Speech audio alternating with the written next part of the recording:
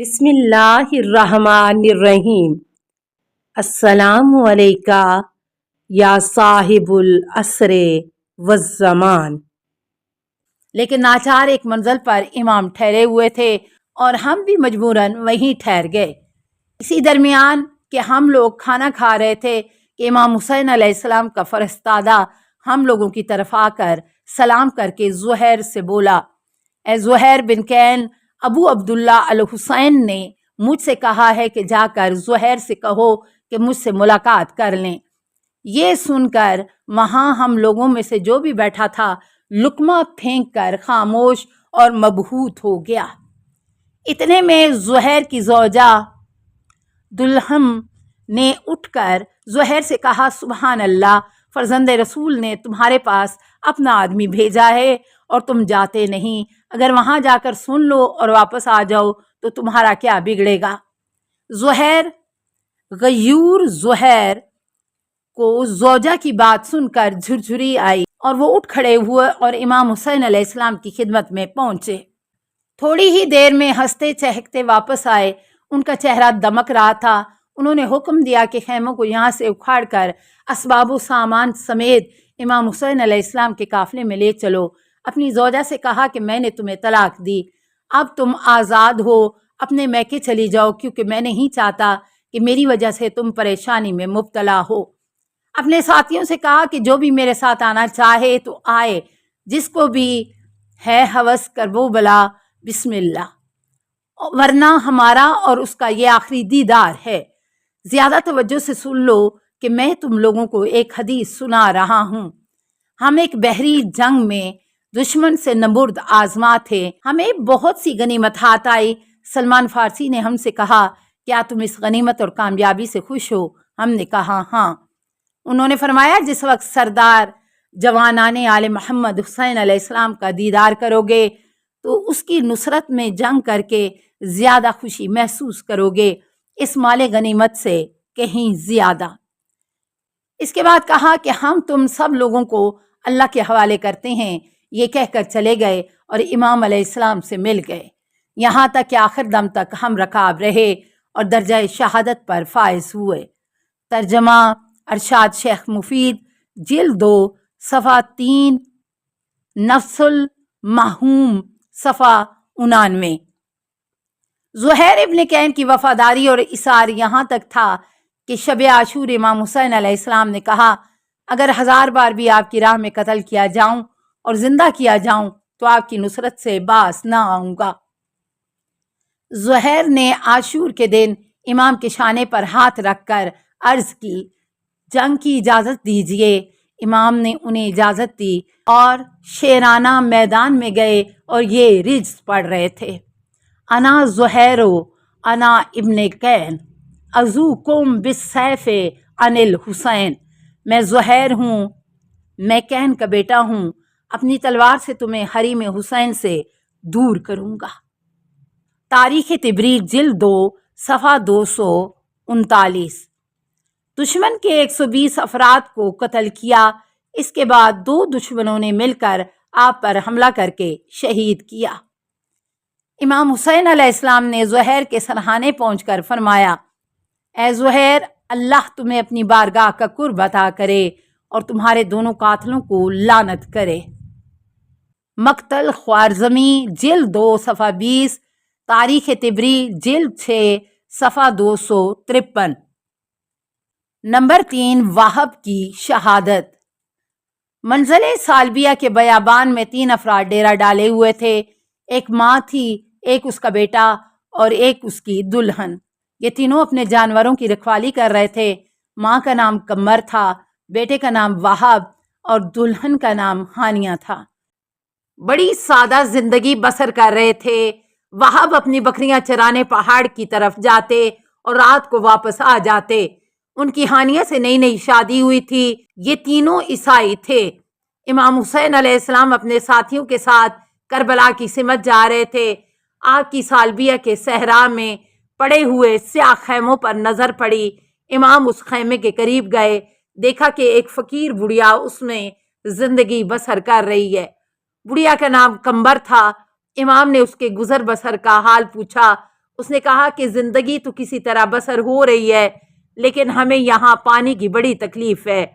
اگر یہاں پانی میسر ہوتا تو بڑا اچھا تھا۔ امام حسین علیہ السلام اس کے ساتھ ایک طرف گئے، ایک پتھر کے پاس ٹھہر گئے اور نیزے سے اس پتھر کو ہٹایا تو میٹھے پانی کا چشمہ جاری ہو گیا۔ وہ بڑھیا بہت خوش ہوئی، اس نے امام کا شکریہ ادا کیا۔ امام نے رخصت ہوتے ہوئے اپنا واقعہ اس سے بیان کیا اور بوڑھی ماں سے کہا، مجھے مددگاروں کی ضرورت ہے۔ جب تمہارا بیٹا وہاب واپس آئے تو اس سے کہنا کہ میرے ساتھ چل کر رائے حق میں ہمارا دفاع کرے۔ امام تشریف لے گئے، لیکن وہ بڑھیا حیرت میں ڈوبی رہی، آپ کی عظمت و کرامت اور مہربانی کے بارے میں سوچنے لگی۔ اس کا دل پوری طرح امام پر ورافتہ ہو چکا تھا۔ وہ امام کے ساتھ ہی جانا چاہتی تھی، لیکن صبر کیا۔ اتنے میں اس کا بیٹا اپنی دلہن کے ساتھ آ گیا۔ انہوں نے اپنے خیمے کے پاس شیریں چشمہ دیکھا، اس کی وجہ ماں سے پوچھی تو قمر نے سارا واقعہ کہہ سنایا۔ اس کے ساتھ امام کا پیغام بھی پہنچایا۔ یہ تینوں افراد شیفتہ امام ہو گئے، اپنا ساز و سامان اٹھایا اور قافلہ امام کی طرف روانہ ہو گئے اور امام کی بارگاہ میں آ کر اسلام قبول کر لیا۔ پھر امام کی فوج کے جز ہو کر انتہائی وابستگی اور عشق کا مظاہرہ کرنے لگے۔ اسی طرح وہ کربلا میں پہنچ گئے۔ وہب اور ہانیہ کی عروسی کو ابھی صرف 9 دن ہوئے تھے۔ انہوں نے اپنے شہداگئیں ایام کو کربلا میں امام حسین علیہ السلام اور ان کے گرامی خاندان کے ساتھ گزارا۔ آخرکار عاشورہ کے دن عروسی کے 17ویں دن وہب اور ہانیہ شہادت سے ہمکنار ہو گئے اور قمر نے بڑی بہادری کے ساتھ جنگ کی اور دونوں جہاں کی سرخروئی حاصل کی۔ وہب اور ہانیہ کی شہادت کے مندرجہ ذیل حالات لائق توجہ ہیں۔ عاشورہ کا دن آ گیا۔ قمر نے وہب سے کہا، میرے بیٹے اٹھو اور فرزند رسول کی مدد کرو۔ وہب نے کہا، اماں جان میں حتمی مدد کروں گا، ذرا سی کوتاہی بھی نہ کروں گا۔ وہب اس طرح اپنے لال کو عاشقانہ طریقے سے میدان کی دعوت دے رہی تھی جیسے چاہتی ہو کہ اس کا روح کبوتر میدان میں اڑ کر پہنچ جائے۔ وہ شوق کے آنسو بہا رہی تھی کہ اس کا جوان جس کی نئی نئی شادی ہوئی تھی امام حسین علیہ السلام کی رکاب میں شہادت کا شہد چکھے اور اپنے بال اور ریش کو خوبصورت خون سے خضاب کرے۔ وہب کی زوجہ ہانیہ اپنی مسافرت اور تازہ عروسی کا خیال کرتے ہوئے شروع میں شوہر کو میدان میں نہیں جانے دینا چاہتی تھی اور وہب کا فراق اس کے لیے ناقابل برداشت تھا، لیکن قمر کو اصرار تھا کہ وہب میدان میں جائے۔ اس نے کہا کہ میرے فرزند میں تجھ سے خوش نہیں ہوں گی، پس تجھے بہرحال فرزند رسول کی مدد کرنی چاہیے اور تجھے امام حسین علیہ السلام کے جد کی شفاعت اسی وقت نصیب ہوگی جب حسین اور میں راضی ہوں گے۔ آخرکار ہانیہ نے وہب سے کہا، جب تم قتل ہو جاؤ گے تو بہشت میں جاؤ گے، حور العین تمہاری آغوش میں ہوں گی، اس وقت تم مجھے فراموش کر دو گے۔ اگر تم مجھے مطمئن کرنا چاہتے ہو تو ہم تم امام حسین علیہ السلام کی بارگاہ میں چلیں، وہیں تم مجھ سے عہد کرو کہ مجھے فراموش نہ کرو گے۔ وہب و ہانیہ امام کی بارگاہ میں آئے۔ ہانیہ نے عرض کی، مجھے 2 حاجت ہیں۔ نمبر 1، جب وہب قتل کیے جائیں گے تو میں سرپرست ہو جاؤں گی، مجھے آپ اپنی اہل بیت میں شامل کر دیجیے۔ نمبر 2، جب وہب قتل ہوں اور حور العین کے ساتھ مشہور ہوں تو آپ ذمہ لیں کہ یہ مجھے فراموش نہ کریں۔ دل جلی ہانیہ کی باتوں نے امام پر بڑا اثر کیا۔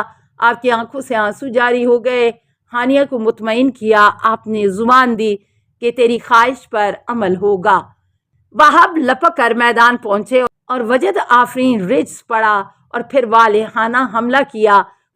السلام علیکہ یا صاحب العصر والزمان، الامان الامان الامان من فتن الزمان، السلام علیکہ یا خلیفۃ الرحمن، السلام علیکہ یا امام الانس والجان، السلام علیکہ یا مظہر الایمان، السلام علیکہ یا شریک القرآن، السلام علیکہ یا قاطع البرہان، السلام علیکہ یا امام زماننا، ھذا اجل اللہ فرجک وسہل اللہ مخرجک وظہورک، السلام علیکہ ورحمۃ اللہ۔ اللہم صلی علی محمد و آل محمد۔